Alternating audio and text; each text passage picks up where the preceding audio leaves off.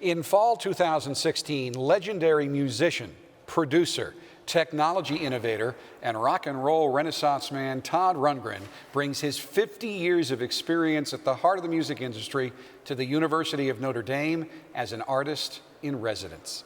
It's made possible by his Spirit of Harmony Foundation. Todd will work with Notre Dame students to help them explore the value and meaning of being creative in a course in the Department of Film, Television, and Theater with faculty member Ted Mandel. As a finale to the week, Todd will perform his legendary music in concert, accompanied by student bands and student athlete musicians in hopes of making some noise for music education.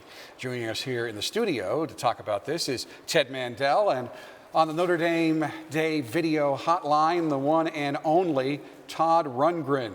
Welcome, Todd. Thank you for taking the time to speak with us tonight. Thanks for having me. You know, I understand that you are going back out on a nationwide solo tour beginning this week, and then a summer tour with none other than Ringo Starr. If you're of my generation, this sounds really super cool. It's pretty cool. My own thing, that's cool enough, of course, but when I get to go out with Ringo, it's just a whole different sort of experience. Since the responsibilities are spread amongst, a larger group of musicians, it's really an opportunity to, to have fun and not have to do all the work yourself of fronting the band. So it's always a blast being out with Ringo. The shows are fun to do. He's a great guy to hang out with. Everybody in the band gets along really well. So, I always look forward to it. And he's so into this particular lineup that he hasn't changed it in 4 years. So we figure if we hold this particular unit together for another 2 years, we will have outlasted the Beatles. I can hear Todd's passion for what he does just in that very first answer. Now, the Spirit of Harmony Foundation supports the moral imperative of music education for youth. One of the themes of Todd's week-long visit here is going to be playing like a champion. That is a very familiar phrase to Notre Dame fans. What is the connection between music and athletics, Ted? Play Like a Champion today is an initiative on campus that advocates character development through sports. Todd's Spirit of Harmony Foundation advocates music education and the development of children. And a lot of times when kids are growing up, funding for the arts, I know from being an FTT, film, television theater, gets cut in favor of sometimes of athletics. And they shouldn't be mutually exclusive. So this week's going to be really a celebration of some of our student athletes who play music, guys like Corey Robinson, and the concept that we're trying to develop Renaissance students, kind of like Todd is a Renaissance man, the ability to study everything and do anything. And certainly, Todd, if Knute Rockne was the Renaissance man of college football, not only did he coach, he was a chemistry teacher, a track coach, he was a flutist. Is that the right way to say that? Flautist. I thought it was flautist. Yes, that's what I thought. I thought it was flautist, and I should have said that first. I knew Todd would know. You have been the Renaissance man of rock and roll, always on the cutting edge of technology, very inventive in the music recording process. I even read a story where you kind of revolutionized how concerts would be wired, and how the kind of speakers that you brought, to the point that you actually needed 2 different sets of touring speaker sets so that you could get the kind of sound that you wanted. Where does that constant creativity and curiosity come from?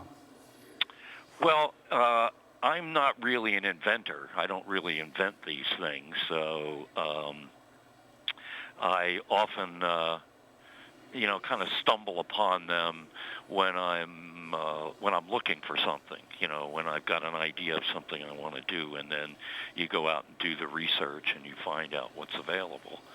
And sound reinforcement in particular is one of those things that has been in constant evolution. I remember seeing The Who in Philadelphia. They were actually opening up for the Mamas and Papas, and the PA system was 2 Shure Concertmaster columns, which I don't know if you know what those things are, but they're about 5 feet high. They're only about a foot wide. They're good for filling up maybe, a conference room or something like that, and this was a whole music venue that they were using these tiny little speakers for. A band like The Who, who's got like a giant stack of their own amplification out there. I was amazed you could hear the voice at all. But as time has gone on, things have evolved. You may be referring to a tour in which we set up a quad system, essentially speakers, surround speakers all around the theater, and that was kind of like prior to movie theater sound that is now up to, I think, 7 or 8 speakers, 7.1 or something like that. So things have continued to evolve in the sound area, and it's so integral to what I do, that I have to kind of try and keep up, although a lot of that responsibility, of course, is, in the hands of specialists. My house sound mixer and my stage monitor guy and that kind of thing.